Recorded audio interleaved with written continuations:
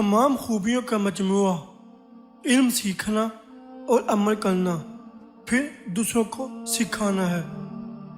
कौल बे अमल और इल्म बे इखलास नाकाबिल कबूल है। अव्वल जहल होता है, फिर इल्म, फिर उस पर अमल, फिर अमल इखलास और फिर अमल कल्बी। जो आलिम जाहिद ना हो तो वो अपने ज़माने वालों पर अजाब है। जिस अमल में तुझे हलावत ना आए, समझ ले कि तूने वो अमल ही नहीं किया। मुसीबतों को छुपाओ कि इससे कुर्ब हासिल होता है। ईमान असल है, अमाल फलाह।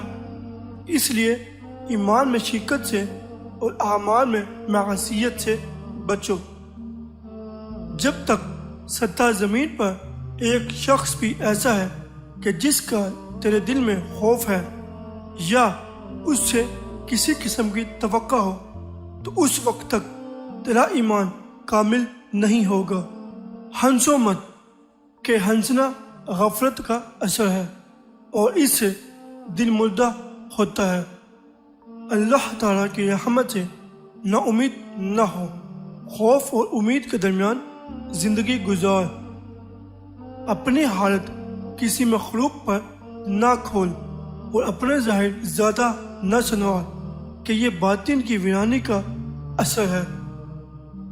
रिस्क के मुतालिक अल्लाह के वादों पर एतमाद रख कि हर जानदार के रिस्क का अल्लाह ज़मीन हो चुका है।